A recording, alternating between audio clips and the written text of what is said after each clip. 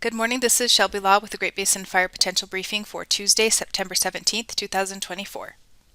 Fire potential impacts for the next few days are shown here. They include widespread wetting rain across northern Nevada and up into Idaho, western Wyoming, and portions of northern Utah today, with more spotty showers in central Utah.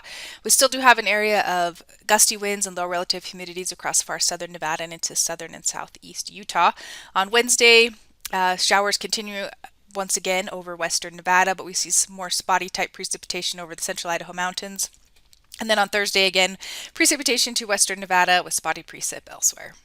High elevation snow is possible today over Idaho and tomorrow along the Sierra Front. Precipitation for the past 24 hours is shown here. Precipitation started late overnight Sunday into Monday and has continued really since then across the Great Basin. Some pretty good precip amounts over northern Nevada and overnight into Idaho yesterday. This morning we were already seeing some thunderstorms along the Utah-Nevada border and in portions of far eastern Utah.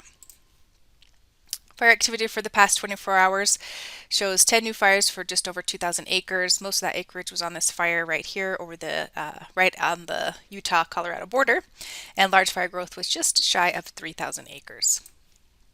ERCs continue to remain low across the north, Idaho, Wyoming, northern Nevada. These values will continue to decrease over the coming days with cooler and more moist air moving into the Great Basin.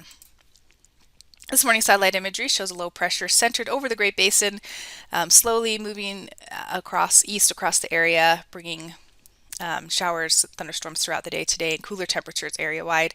We can see the next low pressure system already starting to develop off the coast as well. Smoke impacts are quite minimal for today and tomorrow. Okay, again, by this afternoon, that low pressure center is going to be working its way north and east through the Great Basin. By late in the day, it'll be centered over eastern Idaho and western Wyoming. No high risk issues for today. Maximum temperatures are quite cool today with highs in the 60s for most valley locations and of course much cooler at the higher elevations. Widespread precipitation is expected over the northern two-thirds of the Great Basin today. Some of these pinks here are going to be over a half an inch of precipitation, so definitely some spots where we'll see heavier precipitation. Expect that to impact vehicles and road work and the potential for another round of maybe some debris flow here and there in especially the higher elevations of Idaho. Afternoon wind gusts are pretty breezy today in Utah as that low tracks across the area. Most of these areas will see higher relative humidities where the winds won't be quite significant at all. However, far southern Nevada and portions of southern and southeast Utah, where the minimum relative humidities are lower, expect those winds to provide some impact, especially on this fire right on the Utah-Colorado border, where those relative humidities are still somewhat low. On Wednesday, that next low drops south into California. We'll begin to see the impacts again with an increase in showers over western Nevada. Minimum relative humidities stay quite high on Wednesday across much of the region. Still just some lower values across southern Nevada and far southern and southeast Utah. Precipitation on Wednesday will be focused in far western Nevada into portions of central Nevada, here in the east central Idaho mountains, western Wyoming, and maybe a few storms over northern Utah.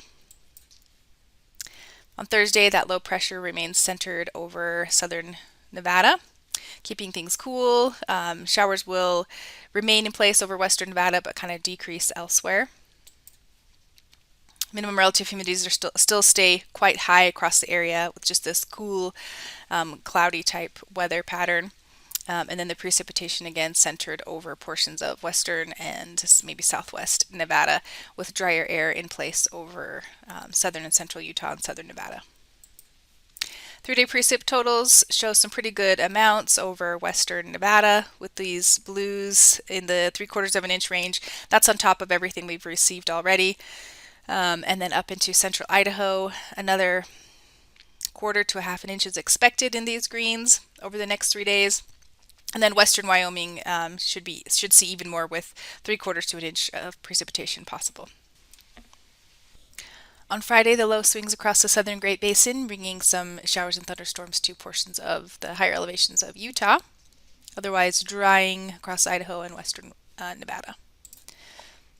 On Saturday, continued dry conditions are expected across the Great Basin, but cool cool temperatures are also expected. By Sunday, temperatures remain on the cooler side or seasonably cool in the eastern half of the area with warming across the west. There is another trough developing along the Canadian border that may bring some increased cloud cover to the central Idaho Mountains on Sunday. And then on Monday, we may see some showers across the northern portions of the central Idaho Mountains, but otherwise just generally seasonably cool temperatures on the east side and some warming on the west, and dry across the southern half of the area. 7-day totals are shown here. Again, most of this precip is coming in the short term, with the main low pressure today and then another low pressure center coming on Wednesday. The extended forecast puts some heat back into Utah and Nevada with a drying pattern across the entire Great Basin. And this concludes today's fire potential briefing. Please check back tomorrow for the latest updates.